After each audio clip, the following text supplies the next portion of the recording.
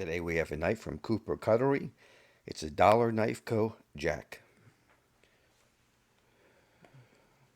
Comes in a very nice box.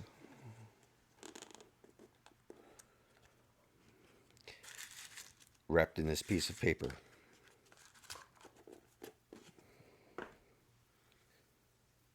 The covers are red maple burl with a black shield. Closed length is 3.5 inches. It is a spear point blade made of D2. The blade thickness is 0.12 inches and the cutting edge is 2.4 inches. It has a very nice long pull. The weight is 2.2 ounces and it's made in Winchester, Ohio. This knife is a great alternative to knives like a Sodbuster Jr. or a Barlow. So if you like these other types of knives, this is a good alternative that fits right in the same size range. Now the advantage that it has is it is a spear point. Now if you're going to have just one blade, and that's it, I do prefer a spear point. A spear point blade has a lot of the advantages of a sheep's foot in that you can get a low angle utility cut. So if we take the spear point and we put it down on the surface, you can see you get that lower angle cut. Where on the other hand, if you have a clip point, you have to have the knife standing pretty much straight up at a much higher angle to get that tip in there to bite. And with a knife like a Sodbuster, you are straight up.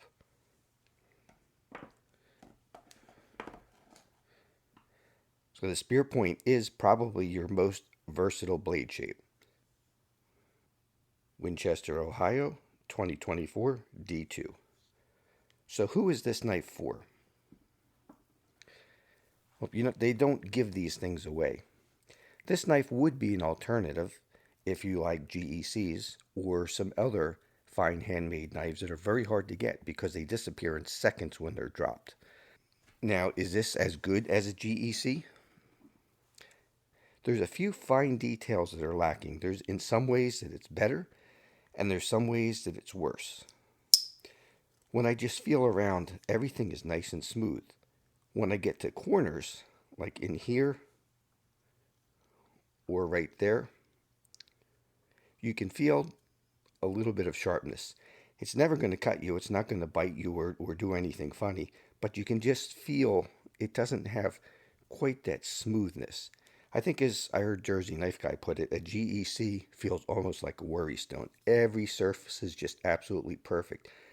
So you get in some places like that, or on the inside of the liners, and you can feel just that little bit of sharpness that's there. Other than that, the knife has beautiful walk and talk. Blades come perfectly centered. This maple is just gorgeous. Now, it does come with a working edge. This side is fine, but when I come on the other side, see my nail catches right there and pops off?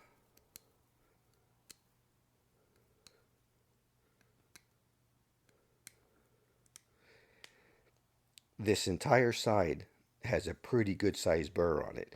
So even though the edge feels kind of sticky sharp, it's very, very coarse sharp. So this knife does need to be touched up and that burr removed before it's put into use. Not only are these knives handmade just like GECs, but they're made on the same equipment. The story of how this company started is very interesting. A few short years ago, it may have only been as recent as 2020, 2021, something like that. With no prior experience in knife making, Gilbert Cooper purchased equipment and name brands from the now defunct Queen factory. He built a shop on his farm and started a family business, Cooper Cutlery. They learned the craft by trial and error, which is how I learned a lot of things. The first products that they turned out were kind of questionable. They got a lot of bad reviews for their fit and finish, but they have learned a lot and they now are producing a very fine knife. I am very pleased with this knife. So the next step is going to be to get this knife ready to use. To do this, I'm going to use my angle guides. This is a 15-degree angle guide, and they have a slot in them here that you can fasten it down to the stone with a rubber band. Okay, there I have it fastened down.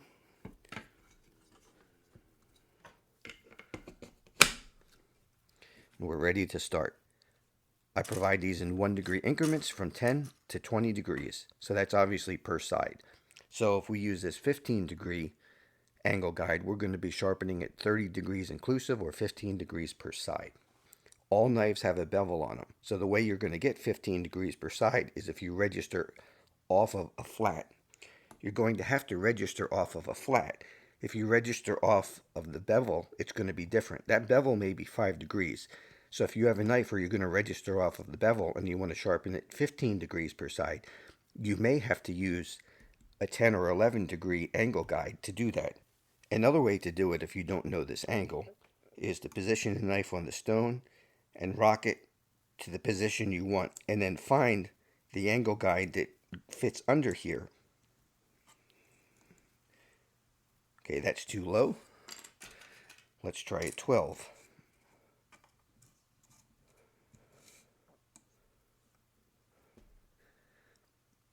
That's pretty good right there. So I could either use a 12 or even possibly a 13 registering off of this grind. Now this is a full flat grind. But for here we're going to start at 15 DPS and I'm going to register off of the flat. Now this is a side that has the burr on it. We're going to do that first. So register off that flat, keep that same angle, and come down here. You can reset and recheck as needed. So get your angle and then come down and work your knife over the stone. Reset, come down. This is going to give you a nice, consistent angle as you sharpen.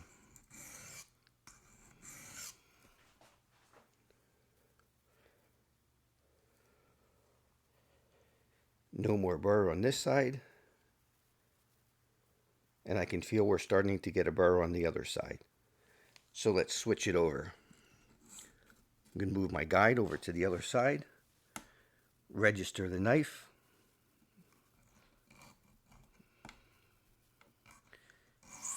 And make a few passes.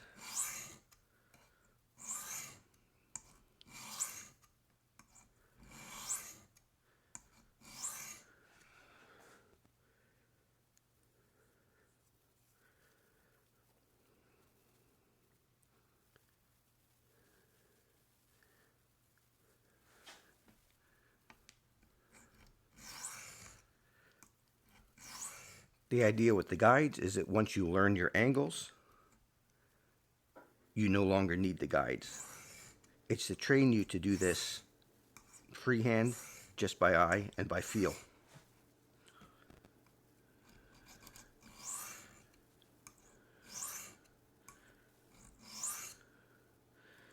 I'm going to position the knife how I would start, and I'm going to come up here and check, and I'm pretty much right on.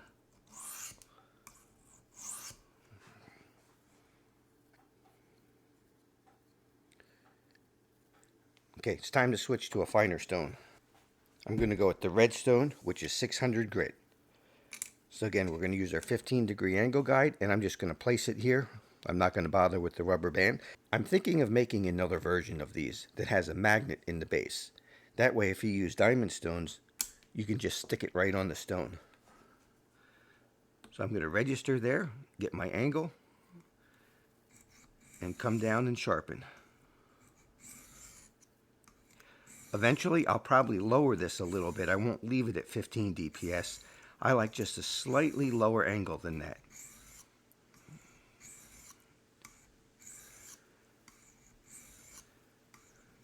I'll probably go at 13 or 14 DPS. We register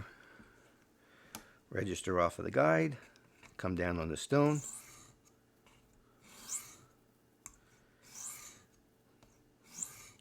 This angle here is higher than what I normally sharpen. Let's see what we have. Okay, slate. Go a few more passes on this side. And you see how towards the end I'm raising my hand and I'm coming up. If you don't raise and come up, you'll end up with a very large bevel towards the tip.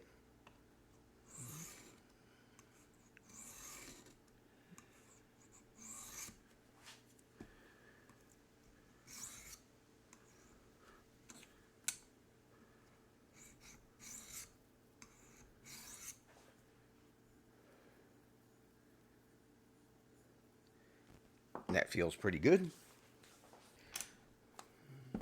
Now we'll go to ceramic. You could use a ceramic rod, you could use a Spyderco Sharp Maker. These actually are the same stones that are in the Spyderco Sharp Maker. Here's the white and the gray, so they're the exact same ceramic stones.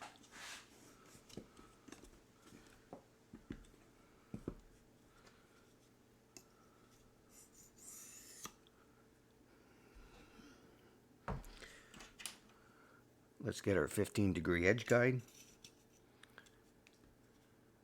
We'll register on there and come down to the stone.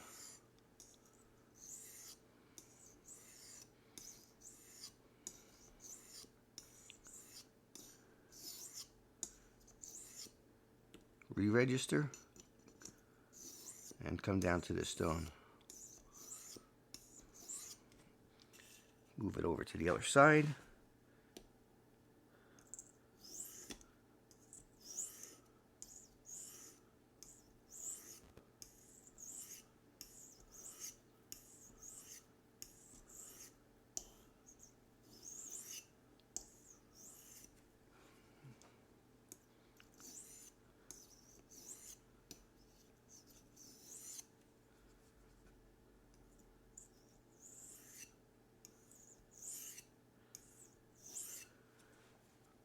Let's go a few more passes.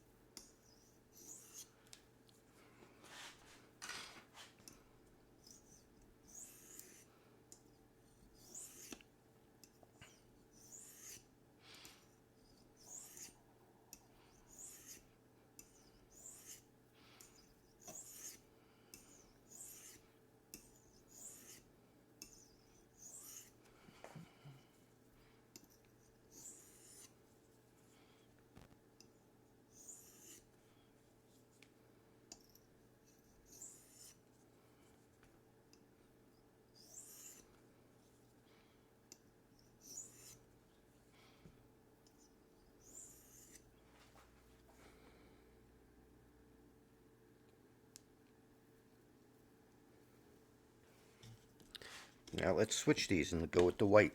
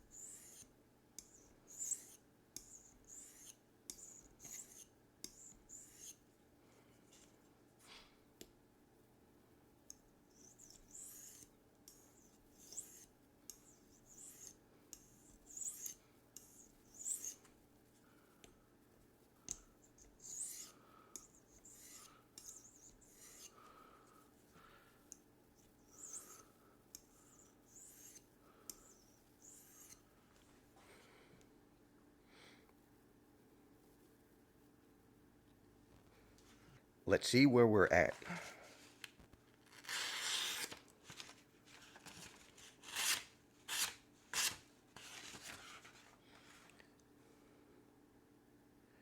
Feels pretty good.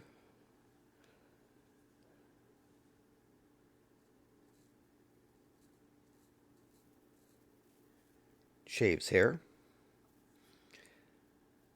That's good enough for the initial sharpening. Like I said, later on I'll probably drop the DPS down a couple more degrees.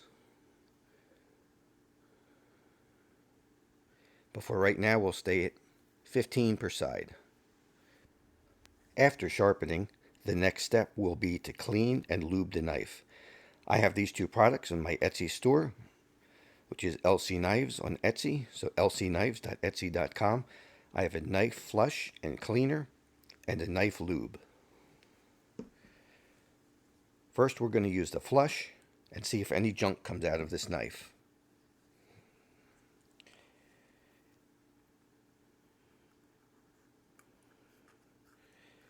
The flush is really thin.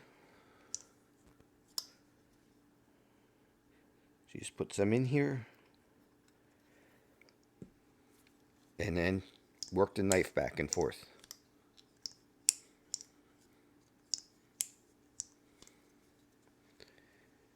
And you'll see it start to work through and come out the back springs.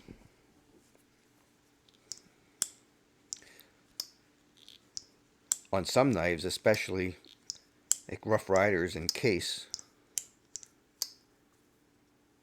when that oil seeps out, it comes out black.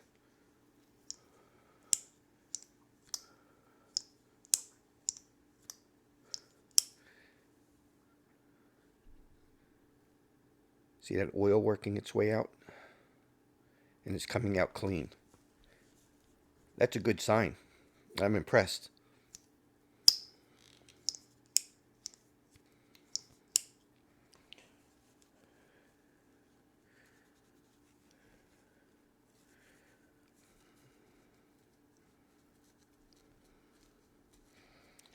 Try and wipe out as much as I can. Wipe off the tang because it's getting all over everything. And we'll work it just a little bit more. Since this stuff is really thin, I like to get it worked out. Now look how clean that cavity is inside there. How finely everything is milled. There's no rough edges down in there. One thing I forgot to show you about this knife. May God bless you, 2025. They stamp that in most of their knives.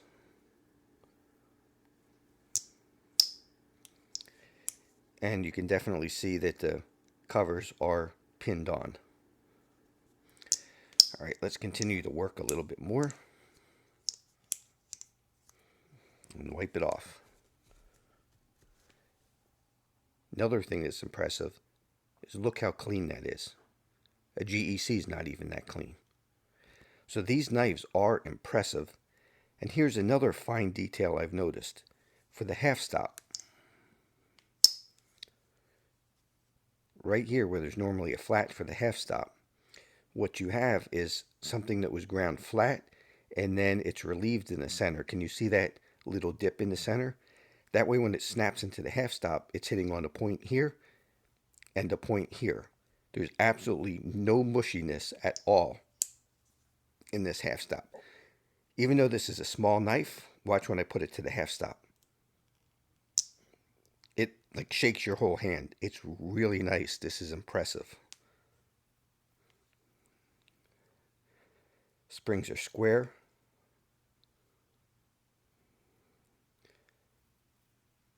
There's not a single gap in this knife. At the half stop, it's smooth. All the way open, it's smooth. Closed, it's smooth. Very impressed. I don't even feel the corners here. A lot of knives you feel these corners right here. This knife is just very well made. Now that the knife is clean and we've worked out a lot of that flush, we're going to lube it. Now this lube won't last as long in the first time because there's still going to be a little bit of that flush in there, which is very thin. and that's going to dilute the lube a little bit. I'm just going to put a drop in here on each side.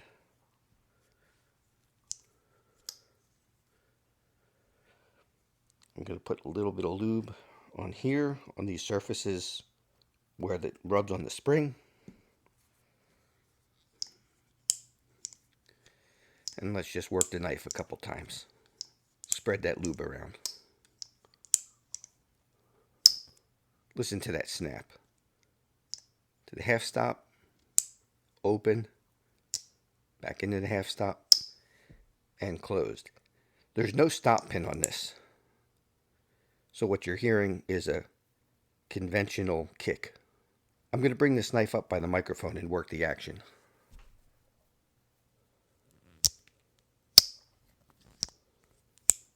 It's open, half stop, closed, opening it, back to half stop, and that's your snap all the way open. Very nice. Next, you're going to want to protect the wood covers. These are highly polished, but there's no finish of any kind on here. So you want to keep this wood oiled. You don't want it to dry out on you. To do that, we're going to use this leather conditioner that I made. This isn't just for leather. This is good for your skin, for chapped lips. It's excellent on micarta, wood, and it also is very good at keeping carbon steel from corroding. So we just get a little bit on our finger and we rub it into the wood.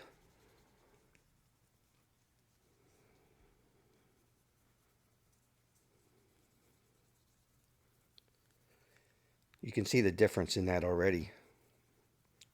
You can see it's got a nice luster, a deep, rich color to it. So we're going to rub that in. Then we're going to do the other side.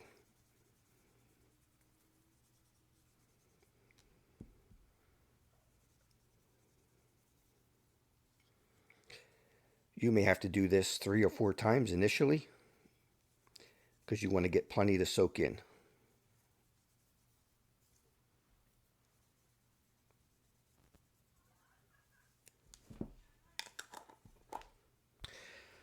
And the first coat is done. You just rub this down.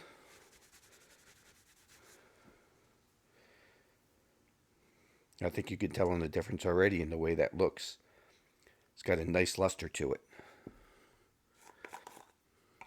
Let's put a second coat on.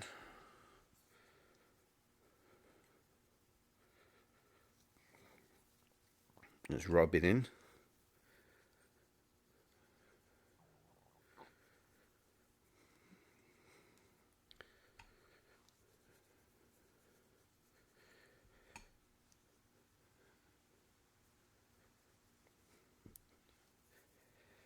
You'll want to keep doing this until the wood stops absorbing. I think this is going to be it for this one. We'll let that dry. We're also going to treat this leather slip. It's good to warm your leather up slightly before you apply conditioner so it soaks in better. There are several different ways you can heat up your leather. You can throw it in the car on a warm day. You could heat it up with a hair dryer, or put it under an incandescent lamp for a few minutes. Now, one thing to be careful of when you're heating up your leather, leather is skin, so if your source of heat will burn you, it's going to do damage to your leather. So you do want a gentle heat. When the leather's warm, it will soak up a lot more. Since this slip has already been conditioned a few times, I'm just going to rub this in as good as I can with my fingers.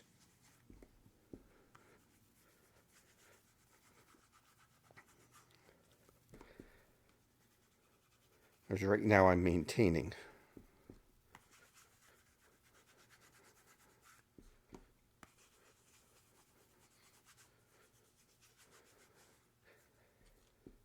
Make sure you get the edges.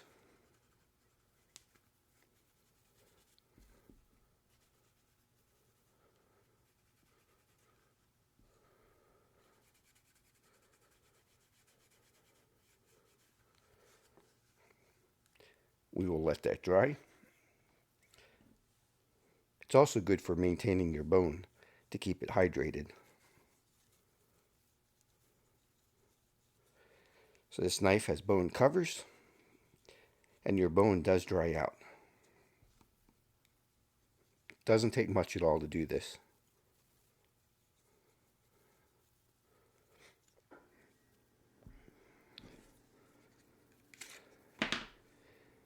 And it's also a great way to maintain your micarta.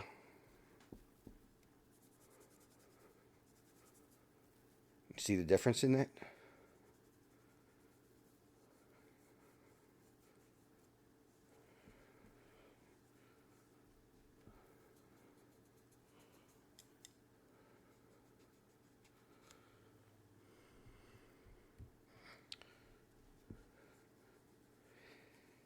Brings out the nice dark rich color in this micarta.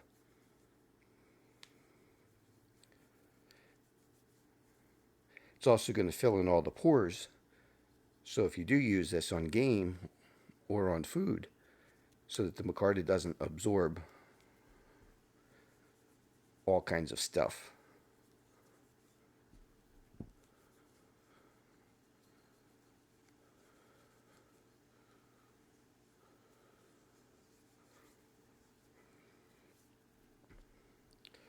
Let's also get some on this leather lanyard.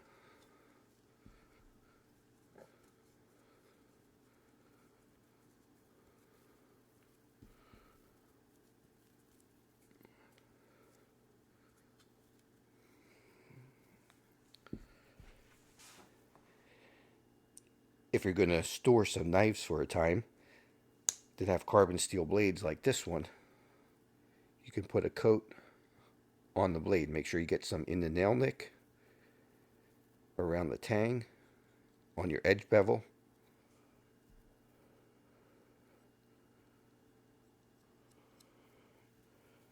On the spine.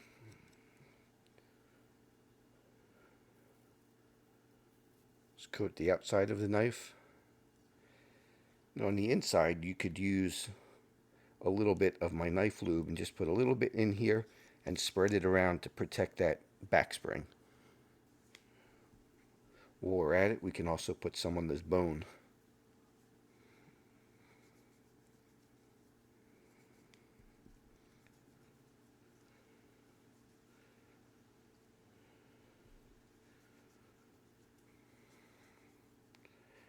Just to keep the bone nice. Keep it nice and hydrated. Okay, this knife is now ready to be put away if it was going to be stored for a time. Especially if you live in a little bit humid environment, you do want to protect your carbon steel blades. They will rust on you. You don't want to just leave them alone for 6 months without going and checking on them. Check on them once a month or every couple of weeks or so. See what's going on. We can start buffing some of this stuff off now.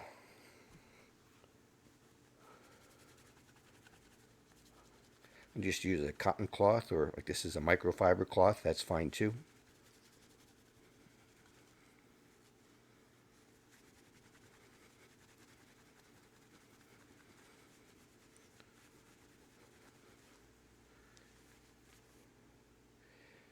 You see that'll take on a nice sheen.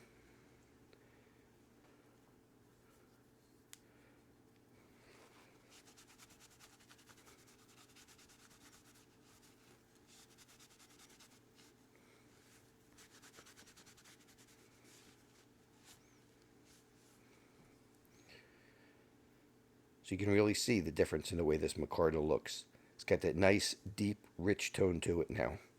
It's just beautiful.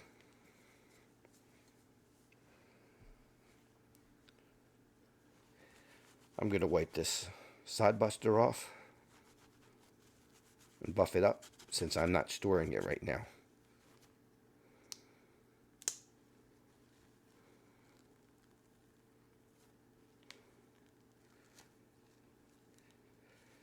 And when you go to use the knife again, you don't have to worry about it because all the ingredients that are in here are food safe. It's not going to matter if you get some of this in your food. All it is beeswax and a few oils that are usable in the kitchen.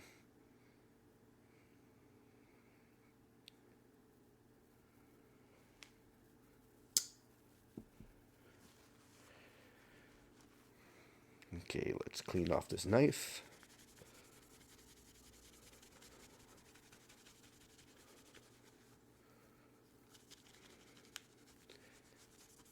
Buff it up to a nice sheen. Doesn't that look gorgeous? Let's get the other side.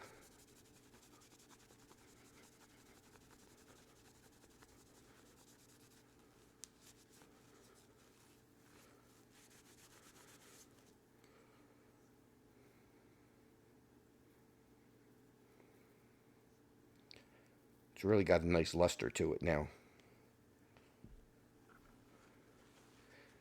Let's buff up this leather slip.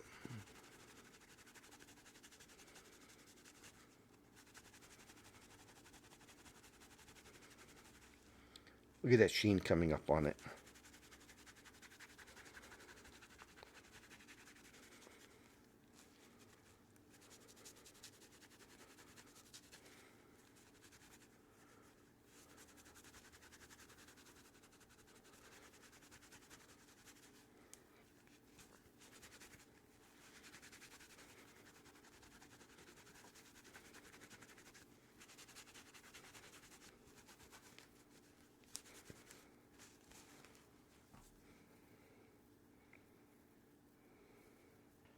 Isn't that a beautiful piece of leather? It's got a really nice sheen that came up on it. So even though this is leather conditioner, it's useful for a lot of other things. I said you can rehydrate your bone, micarta, wood, as well as protect carbon steel. It's not just for leather. Since there's nothing in there that's harmful, it's also great for your skin. When I'm done, I just rub the excess into my hands, and it's a great moisturizer. I'll even use this stuff on my lips in the wintertime. Conclusions. The knife is very well made. All the transitions are smooth. Even the corners of the bolsters, a lot of times there's a finger catch on these corners. These are perfectly smooth. It's not quite a true traditional knife. If you look closely, you can see the liners and the bolsters are made out of one piece. They're not separate pieces pinned together like on a true traditional. I don't consider this a problem. It's actually an upgrade. The result is a stronger knife. The liners are also stainless, not brass. But like I said, it's a stronger knife and it's still a handmade knife. The pull is just right. You have really nice snap, really nice action.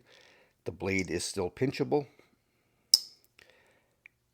It's good and stiff, but it's not a fingernail breaker. In my opinion, this is the perfect tension on the spring for a knife that you're going to use every day.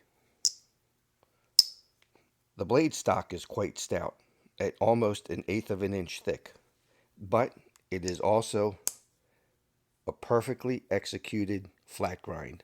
Comes down very thin behind the edge. It's an excellent slicer while being strong at the same time.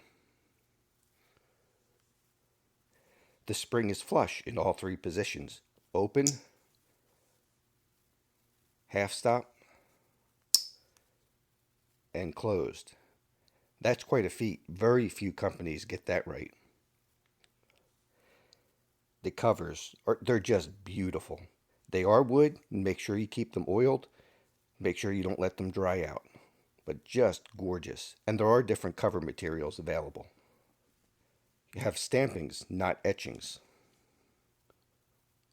D2 tool steel, also not traditional. But on the other hand, this will hold an edge longer than 1095, a lot longer. If you have a GEC with two 1095 blades, this will outperform both blades. If you have a case or a Rough Rider with 3 blades, this will outperform all 3 blades combined.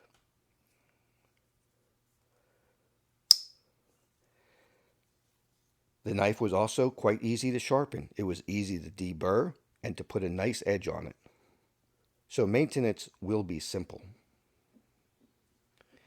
The knife came clean. When I used my pivot flesh to flesh out the pivot, it came out perfectly clean, no garbage. That's something that you don't see very often. The blade is perfectly centered The fit and finish is excellent on this knife, and I'm going to say on par with a GEC, except for one thing. When you get into some of the edges, like in here, you can feel that catches my finger. It's not sharp, but it's not that perfectly smooth feeling that the GEC has all around. Quality is very good. I'm going to say equally as good as a GEC. You wouldn't go wrong with either knife as far as having a good, reliable user. Cooper Cutlery does make other models that do have your traditional brass liners and nickel silver bolsters. Earlier I asked a question. Does this knife compare to a GEC? There are things about each knife that I like better than the other. I'm not going to say one is better. There are some things where Cooper Cutlery does them better, and there are some things where GEC does it better. They are both high quality, handmade knives manufactured in the US by great companies. You can't go wrong with either. What you're going to have to do is look at the attributes of each knife and decide for yourself, based on those attributes, which knife is better for you. That's going to be it for this one. We'll see you next time.